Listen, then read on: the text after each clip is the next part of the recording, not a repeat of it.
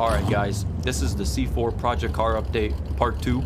This video is going to go more in depth about breaking in a Corvette. Without further ado, let's get into it. Thankfully, nothing catastrophic happened, nothing broke, nothing needed to be replaced. It was all a bunch of stupid gimmicky little things that I knew would kind of happen in the initial shakedown. So first thing is first, the first day I got the car back, somehow the rubber hose that connects the stainless steel to the fitting had a tear in it. So I'm driving it back, kind of runs a little bit hot, smell a little bit of coolant. Turns out it was piston coolant out the whole way home. Thankfully it didn't run too hot. Then I get it replaced, and I guess maybe the guy who put it back on for me didn't put it back on right, because it kept popping off. It popped off probably 3 to 5 times alone before I finally fixed it, which entailed me taking it apart, putting it back together, and ugga-duggaing it the hell with my impact. And it seems to be good because I'm tired of bleeding this thing out. It gets really annoying getting all the air out of this cooling system. So next thing was tires. The tires are pretty old. I don't remember the date code, and the tires are already thrown out, but you could imagine they're already probably a couple years old by the time I purchased them on Facebook 3 years ago, and then they sat for about 2 years, which is where they really just died because they sat without moving. The tires developed the typical flat spot, cracking, so on and so forth. So the tires were good enough to drive around, but you really couldn't do anything crazy, and it was really scary that at any point one of the tires would just explode and take half the car with it because it's fiberglass. So I wanted to go with a decent tire, but quite frankly, I don't really want to keep the C6 wheel setup forever. I really want to go with something like a drag pack setup. So because of this, I just purchased tires that would get the car moving under its own power safely and would not break the bank. There's a lot of good budget tires out there, and ultimately I ended up choosing a company called Atlas. One day I was looking, and apparently at some point in time, they are or were the OEM tires on certain Mercedes or BMW models. Don't understand how, but the particular tires I purchased are 285, 35, 19s for the back, and they are extended load, I believe. So they are decently heavy duty tires. They are a ultra high performance all season, which is going to be good enough. The front is the same exact thing, except they are 255, I believe 40 or 35, 19. Or 18. So of course the C6 wheels have 18s in the front, 19s in the back. I wanted to go with something slightly wider than the original 245s that came on it, so I just bumped it up to 255, nothing too crazy, and they do the job great. They handle well for how I drive it, at least.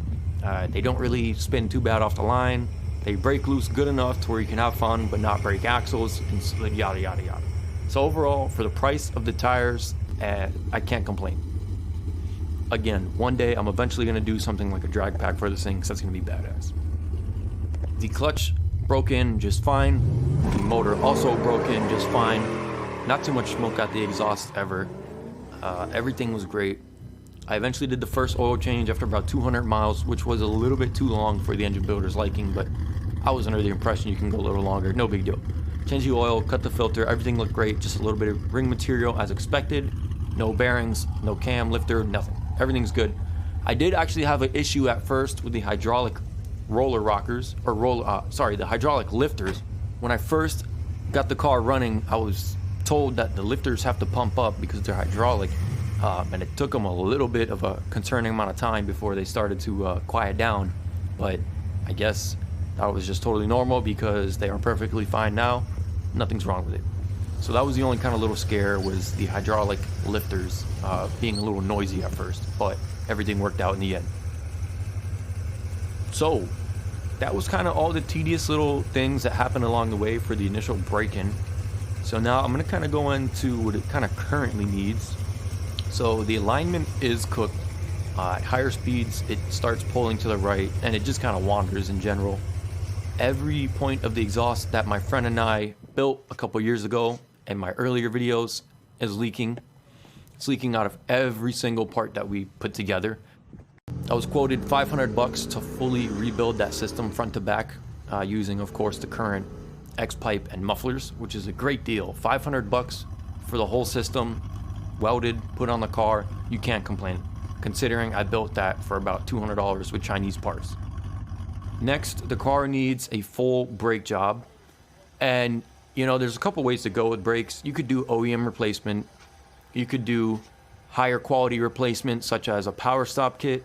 Or you could go the big brake route, whether you source brakes off of a newer Camaro or a Corvette, or just a whole new brake kit in general.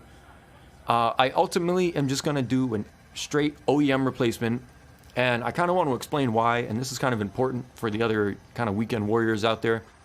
If you look at the Corvette brakes, both the front and back are single piston brakes.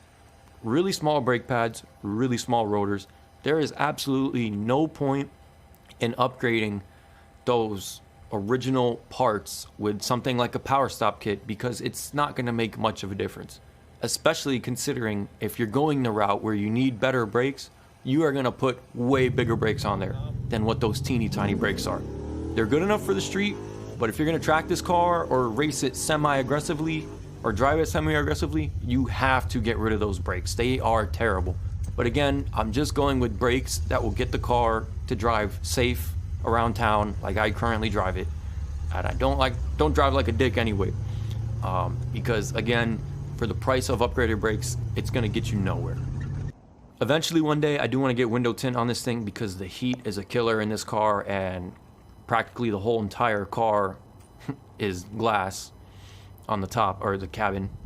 So tints would really help out with both aesthetics and keeping the interior cooler.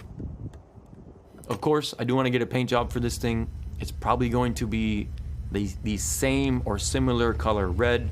I really don't like the way the C4 Corvettes look in any other color other than red, to be honest, or polo green. And even then, polo green only looks good if you do all the aesthetics to complement it, such as smoke taillights, tints, etc. Eventually, this thing will need a full suspension rebuild as well. Every single bushing underneath the car is just cracked and torn. You gotta imagine, this is a 36-year-old car, and I did believe, I looked up the brand, and they are, I actually can't remember if they were OEM or if somebody did the OEM upgrade to it. I can't quite remember, but they need to get swapped out anyway. And thankfully on this car, it doesn't look like too much of a pain in the ass. And the last little knick-knack is really just maybe a bucket seat and a different wheel because the two-spoke wheel is hideous, and that's about it. Overall, it's been a great cruising car. It rides surprisingly smooth down the road considering its age and condition. 383 also has amazing torque and sounds great. The tires handle pretty well and launch pretty dang good on the street. And gas mileage is definitely single digits, low single digits for sure, but fuck it. Here in the future, I'm definitely going to try to make some cars and coffee down here in South Florida, so if you're in the area, leave a comment. We'll see what we can get cooking up. And that's about it for the update. I don't want to go too crazy and sit here all day talking about it. If you have any questions, please don't hesitate to ask in the comments. I will try to help you out as much as possible with the C4 platform or just cars in general. So thank you everyone for watching. See you in the next one.